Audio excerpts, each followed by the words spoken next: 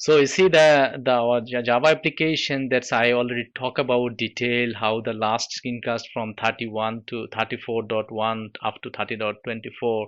I discuss how the development works, and I already discuss how the professional the project structure look like to see, and how the management is works, and all sort of implementation here. So you see the all detail. Just follow the previous screencast, and you get the proper ideas. And here how the your GIS data set is works here, and how the internalization messaging, our key values pairs work, the properties. When you have a like multilingual applications like German or English or French or Spanish, or even though in Bengali, just you need to be set here the key values pairs, and then the application has automatically changed that one. So I put it here. You see the our my script that I already discussed about the last screencast last time, how the your build need to be generated. I will put it into all the things into the into the source code folder. So you see, this is the most important part that you need to be really closely look at it. So if I open the our standard Spring Boot application, so you see this application is running 9003, and it has the application name and it's the context path. So and nowadays constant context a little bit changed the keys, and the keys is changed, and depending on the Spring Boot version, what's which boot is Spring Boot 2, that may be context dot something.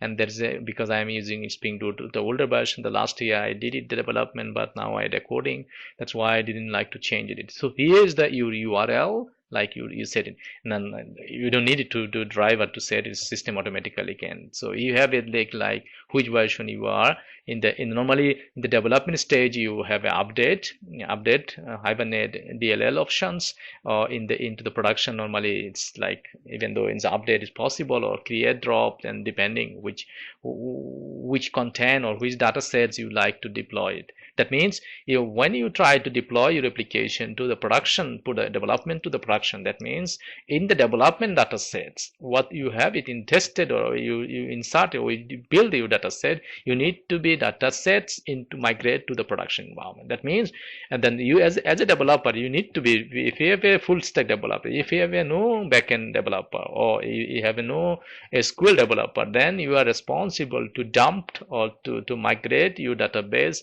to the production environment, or any environment. That's where you try to install your data set, because you need your data sets, what you did in developments, you need this same data set into the environments where you try to deploy. This is the most important part.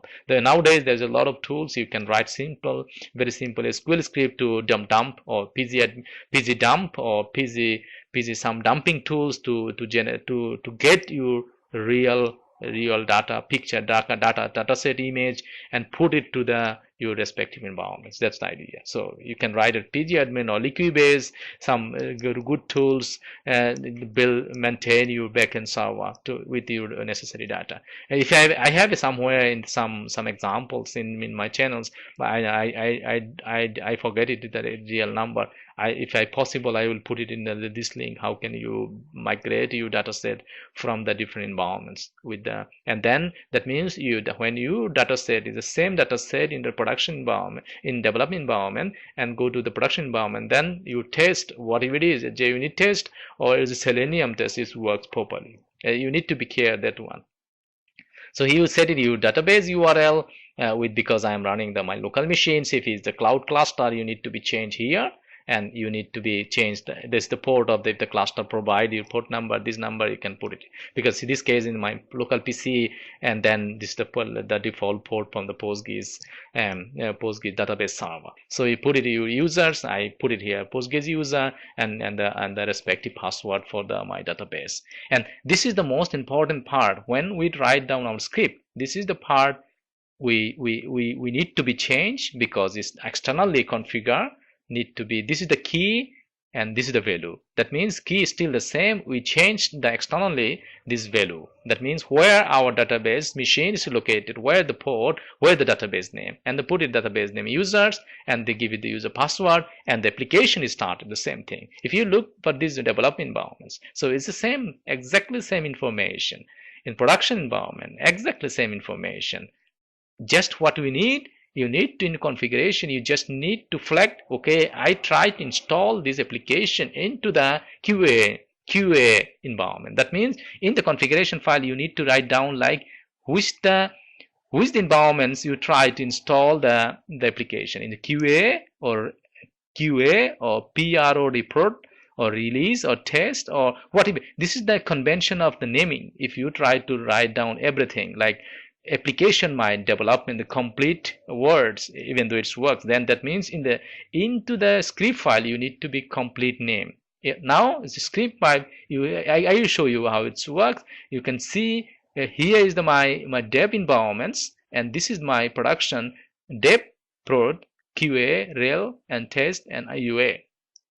So you see that exactly I have a 5, 1, 2, 3, 4, 5, 6, 7, or default means 6.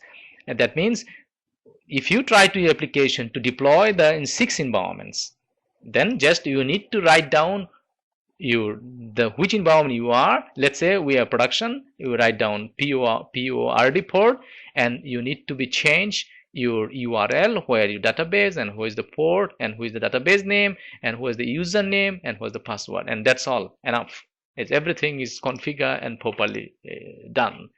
And when the configuration done, what you need to do, that's I explained my presentation. Just go to the run as and build and install the Maven installation, and it's generated.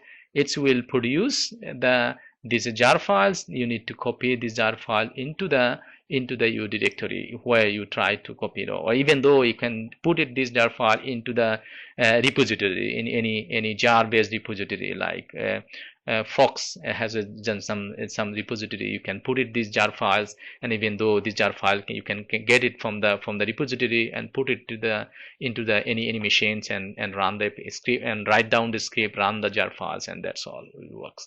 So that means our development done, our Spring Boot for filing with the 5 environment or 6 environment is done. Now we packed our application as a jar files. Now we copied our jar files to our respective directory. So if I close look here, this is how I copied my jar files, and then and write down my script what it look like. You need to carefully look for that one, and the really like one. So if I see open my commands, you see how the environment works, how I set the respective values or properties, or even though you see I have a Java, you need to change your Java location where is Java. For my case, C and program file Java and JDK versions, of course, and because I'm using Java 8, you need to have to be version minimum Java 8.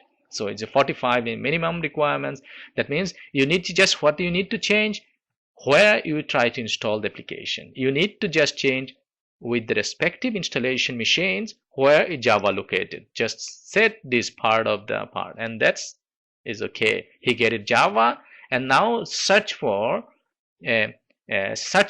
which port are free for the respective machines. So you put it the free port number. For my case, as a port 9004 is free. I put it 9004 because my application when I run this application, I will see the 9003, and now I put it 9000. So I'm deploying my application, even though in the local host, I can put it localhost here, or even though my PC number, my PC IP address. Then that means where you try to install, you need this IP address information, and then this is the version, which version you try to deploy.